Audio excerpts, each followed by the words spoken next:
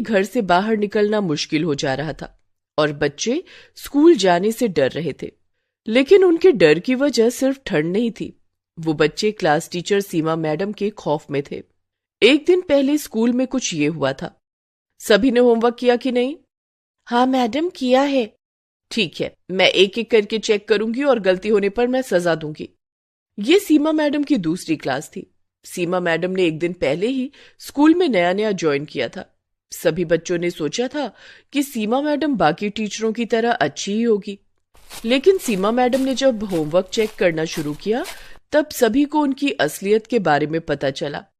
राजू, मोती, चुटकी और मीना, तुम लोगों को सजा मिलेगी। लेकिन क्यों मैडम? क्योंकि होमवर्क में गलती है। तुम चारों यहाँ लाइन लगाकर खड़े हो जाओ। चारों लाइन में खड़े हो गए।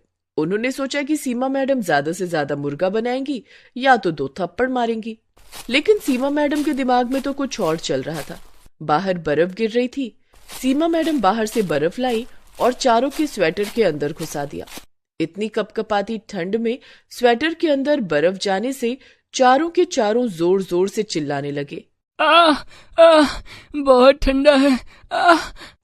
मैडम, बर्फ निकाल लीजिए मैडम, हमसे और गलती नहीं होगी। लेकिन सीमा मैडम ने हंसते हुए कहा, बर्फ तो मैं नहीं निकालूंगी और कोई नहीं निकालेगा। ये सजा याद रहनी चाहिए, तब जाकर तुम लोग सुधरोगे। और हाँ, ये बात अगर घर पर किसी को बताई तो और ज्यादा सजा मिलेगी। सारे बच्चे बहुत डर गए। राजू, चुटकी, मोती और मीना चारों ठंड से कांपते हुए अपनी अपनी जगह पर बैठ गए। क्लास खत्म होने के बाद सीमा मैडम बाहर चली गई। तब बाकी बच्चों ने चारों के स्वेटर से बर्फ निकाल दिया। उनको थोड़ी सी राहत मिली। लेकिन तभी सीमा मैडम वापस आ गई। किसने निकाला बर्फ? किसने किया? किसी ने उत्तर नहीं दिया। मेरे मना करने के बावजूद तुम लोगों ने स्वेटर से बर्फ निकाला। तुम सब सजा के ही लायक हो, सबको सजा मिलेगी। ये बोलकर सीमा मैडम ने सभी के स्वेटर में बर्फ घुसा दिया और शाम तक घर लौटते लौटते सभी को जुकाम हो गया। राजू की माँ सुनीता कहने लगी, क्या हो गया बेटा? सुबह तक तो तू ठीक था, अचानक से जुकाम कैसे हो गया तुझे? राजू सब कुछ सच सच बताने जा ही रहा था, लेकिन तभी उसे सीमा मैडम की बात याद आ गई।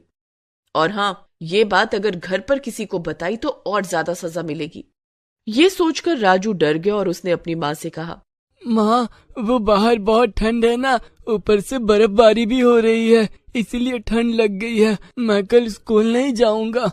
नहीं जाएगा? लेकिन क्यों बेटा? थोड़ा सा जुकाम ही तो है। नहीं माँ, जुकाम ठीक होने के बाद ही स्कूल जाऊंगा। नहीं बेटा, एग्जाम सर पर है, अभी स्कूल जाना ही होगा। सुनीता ने राजू की बात नहीं मानी। उसने सोचा कि राजू छोटा है इसीलिए बहाना बना रहा है। अगले दिन राजू स्कूल गया। बाकी बच्चे भी स्कूल आ गए। वो सभी सीमा मैडम के खौफ में थे। आज भी सीमा मैडम आएंगी और हमसे कुछ ना कुछ करवाएंगी। मुझे तो बहुत डर लग रहा है, पता नहीं आज क्या होगा। कुछ देर बाद सीमा मैडम क्लास के अंदर आई और कहा, बच्चों, आज पढ़ाने का मूड नहीं है, आज मैं आराम करूंगी। राजू, चुटकी यहाँ आओ और मेरे पैर दबा दो। सीमा मैडम कुर्सी पर बैठ गई। राजू और चुटकी पैर दबाने लग गए। अरे अच्छे से दबाओ, ताकत नहीं है क्या? मैडम, मुझे जोर की भूख लगी है। तुम लोग टिफिन लाए हो ना? हाँ मैडम, लाए हैं। हाँ, तो एक एक करके मेरे सामने टिफिन ले आओ। जिसका खाना मुझे अच्छा नहीं लगेगा उसे सजा मिलेगी। ये सुनकर डर के मारे सभी बच्चों के हाथ पैर ठंडे पड़ गए। बच्चों ने अपना अपना टिफिन लेकर लाइन बना लिया। लाइन में सबसे आगे टीना थी। उसने सीमा मैडम को टिफिन खोल कर दिया। उसमें पूरी सब्जी और गाजर का हलवा था। अरे वाह, पूरी सब्जी और गाजर का हलवा, बहुत बढ़िया, खाकर देखती हूँ। सीमा मैडम ने पूरी सब्जी और गाजर का हलवा खाया और फिर उंगलियां चाटने लग गई। बहुत स्वादिष्ट था खाना। टीना, तुम बैठ सकती हो। उफ, आज तो बाल बाल बच गई। उसके बाद मीना टिफिन लेकर आई।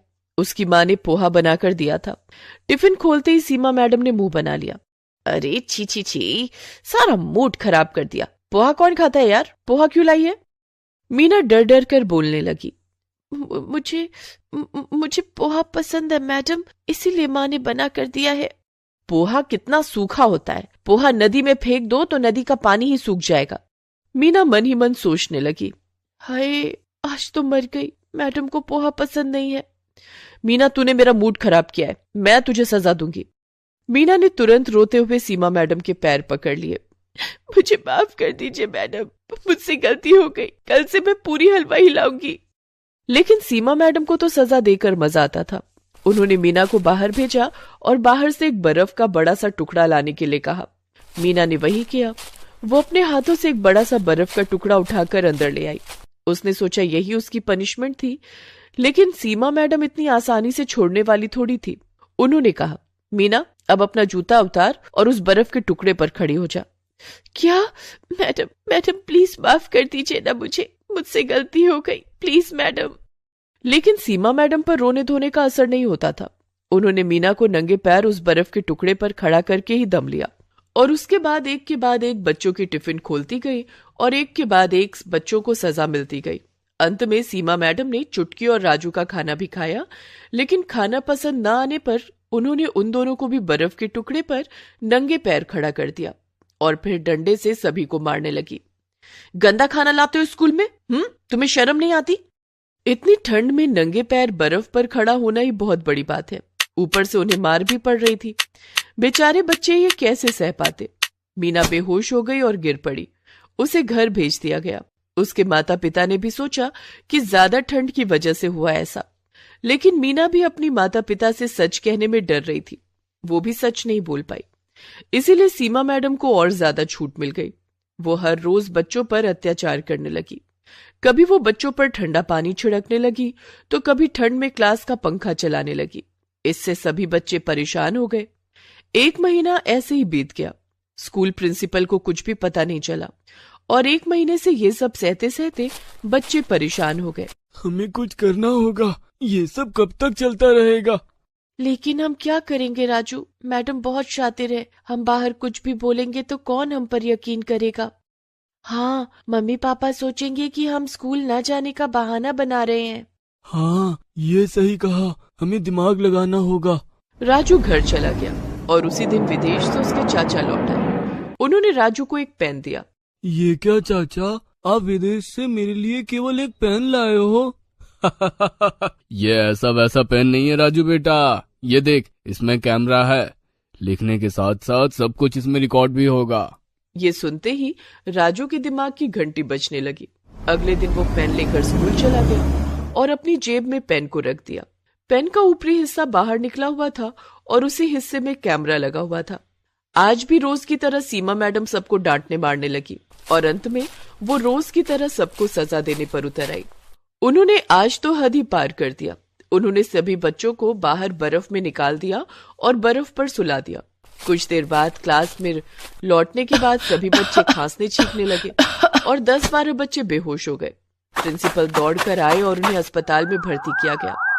सभी बच्चों के पेरेंट्स अस्पताल चले आए। लेकिन ये सब हुआ कैसे? हाँ, सभी एक साथ बीमार कैसे पड़ गए? सीमा मैडम पास ही में खड़े होकर हंस रही थी। तभी राजू ने कहा, ये सब सीमा मैडम की वजह से हुआ है। क्या? मेरी वजह से? क्या बोल रहे हो तुम राजू? मैं तुम लोगों से कितना प्यार करती हूँ। झूठ, सब कुछ झूठ, ये देखिए। राजू ने पेन निकाला और उसे फोन से कनेक्ट करके सभी को सब कुछ दिखाया। सीमा मैडम की हालत खराब हो गई। इतनी ठंड में भी वो पसीने पसीने होने लगी और पेरेंट्स सीमा मैडम पर बहुत गुस्सा हो गए। उन्हें उल्टा सीधा कहने के बाद पुलिस को बुलाया गया और उन्हें जेल में भेज दिया गया। डॉक्टर ने सीमा का चेकअप करने के बाद कहा कि उन्हें एक मेंटल डिसऑर्डर है। बच्चों पर टॉर्चर करके उन्हें सुकून मिलता है। कोर्ट ने उन्हें 20 साल की सजा दी और ये भी घोषित कर दिया कि 20 साल बाद भी उन्हें कभी भी कोई भी स्कूल नौकरी नहीं दे सकता। ऐसे ही राजू की होशियारी से बहुत सारे बच्चों की जान बच गई और सीमा जेल में सड़ने लगी। अदिति 9वीं क्लास में पढ़ती थी। वो काफी मोटी थी। उसे मूली के पराठे बहुत पसंद थे। मूली के पराठे खा खा कर वो और भी ज्यादा मोटी हो गई थी। उसके मूली के पराठे खाने की आदत से सब परेशान थे। अदिति बेटा, जल्दी से नाश्ता कर लो, स्कूल की बस आती ही होगी। माँ, आपने नाश्ते में क्या बनाया है? आज तो मैंने आलू के पराठे बनाए हैं। माँ, आपको पता है ना कि मुझे मूली के पराठे कितने पसंद हैं। आप मूली के पराठे क्यों नहीं बनाती? मैं स्कूल तभी जाऊंगी जब मुझे मूली के पराठे खाने को मिलेंगे। अदिति बेटा, अभी तो गर्मियों का मौसम है। मूली का सीजन तो ठंड में आता है। ठंड का मौसम आने दे, तुझे मूली के पराठे बनाकर खिलाऊंगी।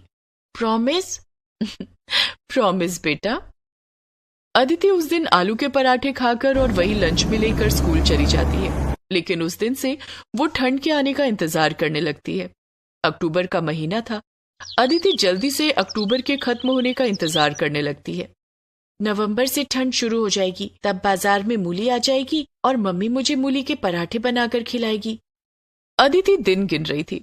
कुछ दिनों के बाद अक्टूबर का महीना खत्म हो गया और नवंबर का महीना शुरू हो गया था। अदिति एक दिन स्कूल बस से घर लौट रही थी, तभी उसने घर के पास देखा कि सब्जी वाला ठेले पर मूली बेच रहा था। उस दिन घर जाकर उसने अपनी माँ से कहा, माँ, बाहर सब्जी वाला ठेले पर मूली बेच रहा है, चलो ना मूली खरीद लो। प्रीति बाहर जाकर देखती है तो सब्जी वाला मूली बेच रहा था। सब्जी वाले भैया, मूली कैसे दिए? 60 रुपए किलो मैडम। इतना महंगा? बहन जी, सीजन का नया मूली है, अभी अभी बाजार में आया है, महंगा तो होगा ही। भैया 50 रुपए किलो लगा दो। नहीं हो पाएगा बहन जी, इतनी तो हमारी खरीद भी नहीं है। सब्जी वाला जाने लगता है। अदिति जिद करने लगती है, माँ, आपने कहा था कि ठंड के मौसम में आप मूली के पराठे बना कर दोगी, आपने मूली क्यों नहीं खरीदी? प्रीति को मूली खरीदनी पड़ती है। वो सब्जी वाले को रोकती है, भैया जरा रुको, 1 किलो मूली देते जाओ। ये लो बहन जी। सब्जी वाला 1 किलो मूली प्रीति को देता है। ये लो आपके 60 रुपए। मूली देखकर अदिति बहुत खुश हो जाती है। उस रात डिनर में प्रीति मूली के पराठे बनाती है। अदिति ने 4 मूली के पराठे खा लिए। माँ, मुझे एक और पराठा चाहिए। अदिति बेटा, तूने 4 पराठे पहले ही खा लिए, जरा अपने वजन की ओर भी देख, कितना ज्यादा है। इतने पराठे खाएगी तो और मोटी हो जाएगी। ठीक है माँ, अभी मत दो, लेकिन कल सुबह नाश्ते में मुझे मूली के पराठे ही चाहिए, मैं तभी स्कूल जाऊंगी। ठीक है अदिति, कल सुबह तुझे मूली के पराठे ही दूंगी। दूसरे दिन भी प्रीति अदिति को नाश्ते में मूली के पराठे बनाकर देती है। अदिति नाश्ते में भी मूली के 4 पराठे खा जाती है। अदिति, तूने रात में भी मूली के 4 पराठे खाए थे और अभी नाश्ते में भी। बेटा, इतना ज्यादा खाएगी तो और मोटी हो जाएगी। माँ, मैं मूली के पराठे देखकर खुद को नहीं रोक सकती। मूली के पराठे खाकर अदिति स्कूल चली जाती है, लेकिन वहां स्कूल में क्लास टीचर उसे ब्लैक बोर्ड के पास बुलाकर कहती है कि वो बच्चों को गणित का सवाल हल करके दिखाए। अदिति ब्लैक बोर्ड पर गणित का सवाल हल कर ही रही थी कि उसने बहुत गंदी गैस छोड़ दी। मूली के पराठे खाने के कारण उसकी गैस से बहुत गंदी बदबू आ रही थी। क्लास के सभी बच्चे अपनी अपनी नाक बंद करके क्लासरूम छोड़कर बाहर आ गए। क्लास में हंगामा बच गया। अदिति, ये सब क्या है? क्या तुम स्कूल आने से पहले फ्रेश नहीं होती? होती हूँ ना मैडम, वो क्या है कि कल रात मैंने मूली के पराठे खाए थे और आज सुबह भी मूली के पराठे खाए। क्या? कल रात भी और आज सुबह भी? हाँ, मुझे मूली के पराठे बहुत पसंद हैं। लेकिन तुम्हारी पसंद का नुकसान हम सबको भरना पड़ रहा है। लेकिन अदिति को इन सब से कोई फर्क नहीं पड़ा। वो तो अब भी मूली के पराठे खाने पर उतना ही जोर देती। घर आकर उसने अपनी माँ से कहा, माँ, मूली खत्म हो गई क्या? हाँ, खत्म हो गई, सबके पराठे बनवा कर तूने खा लिए। अदिति के पिताजी वहीं सोफे पर बैठे थे और अपने लैपटॉप पर ऑफिस का काम कर रहे थे। उन्होंने अदिति से कहा, क्या बात है अदिति, तुम्हें मूली के पराठे खाने हैं क्या? हाँ पापा। ठीक है, मैं अभी ऑनलाइन ऑर्डर कर देता हूँ, 10 मिनट में मूली आ जाएगी। शेखर, इसने कल ही तो मूली के पराठे खाए हैं और आज सुबह नाश्ते में भी मूली खाकर स्कूल गई थी। आप भी ना इसकी हर जिद मान लेते हैं। रोज रोज मूली के पराठे कौन खाता है? खाने दो ना प्रीति, वैसे भी गर्मियों के मौसम में मूली कहाँ मिलती है, सिर्फ ठंड की ही तो बात है।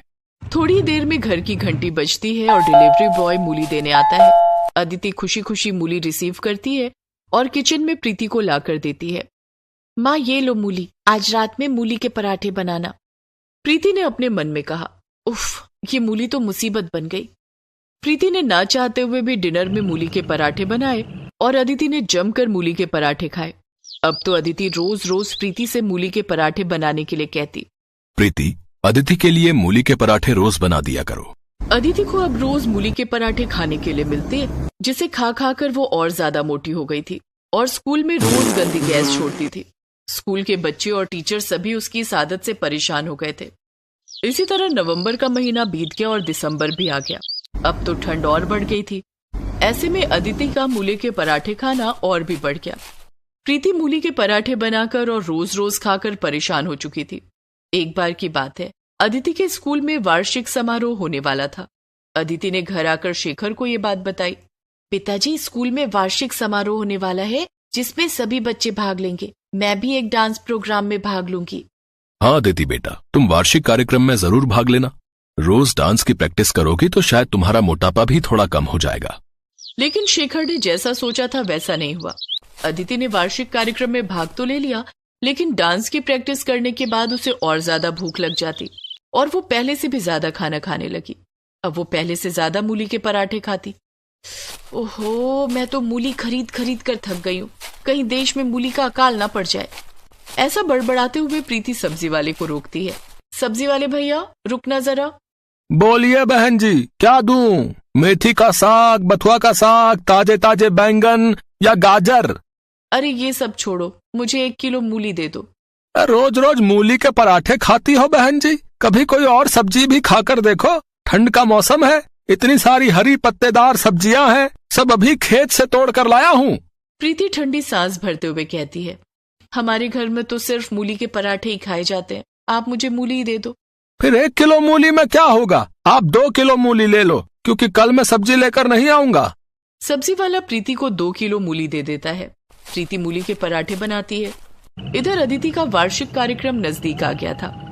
माँ, कल हमारे स्कूल में वार्षिक कार्यक्रम है। आपको और पापा को स्कूल आना है। ये रहा पास। ठीक 11 बजे आप दोनों स्कूल आ जाना। ठीक है अदिति बेटा, मैं और तेरे पापा स्कूल आ जाएंगे। माँ, कल नाश्ते में मूली के पराठे बना देना और मुझे लंच में भी 4 मूली के पराठे दे देना। ठीक है। दूसरे दिन अदिति नाश्ते में 4 मूली के पराठे खा लेती है और लंच में भी 4 मूली के पराठे लेकर जाती है। 11 बजने से पहले। कार्यक्रम खत्म होने में पता नहीं कितना वक्त लग जाएगा। मैं लंच अभी ही कर लेती हूँ। और अदिति ने लंच में मिले मूली के पराठे खा लिए। अदिति को इस बात का अंदाजा नहीं था कि इतना ज्यादा मूली के पराठे खाना उसके लिए कितना मुश्किल हो जाएगा। जब 11 बजे कार्यक्रम शुरू हुआ तब अदिति अपने क्लास के बच्चों के साथ एक डांस परफॉर्म कर रही थी। लेकिन उसी बीच मूली के पराठों ने अपना असर दिखाना शुरू किया और अदिति गैस छोड़ने लगी। गैस की बदबू इतनी गंदी थी कि स्टेज पर नाच रहे दूसरे बच्चे स्टेज छोड़कर भागने लगे। सारे बच्चे स्टेज छोड़कर भाग गए और अदिति अकेली रह गई। इस तरह उसका डांस शो पूरा नहीं हो पाया। कार्यक्रम में मौजूद स्कूल के प्रिंसिपल, टीचर, स्कूली बच्चों के अभिभावक भी गैस की गंदी बदबू से अपनी अपनी कुर्सी छोड़कर भाग गए। सभी एक दूसरे के साथ कानाफूसी कर रहे थे। कार्यक्रम में आए अदिति के माता पिता को काफी शर्मिंदगी महसूस हुई। अदिति रोते हुए उनके पास आई। माँ, देखो ना, सभी लोग कार्यक्रम छोड़कर भाग गए और सब मेरे बारे में पूछ रहे हैं। अदिति बेटा, मैंने तो तुम्हें पहले ही कहा था कि इतना ज्यादा मूली के पराठे खाना ठीक नहीं है। ये सब उसी का नतीजा है। मूली के पराठे खा खाकर तुम और भी मोटी हो गई हो और आज तो जो हुआ तुमने देख ही लिया। सॉरी मम्मी, मैं आज के बाद मूली के पराठे नहीं खाऊंगी। चलो, देर आए लेकिन दुरुस्त आए।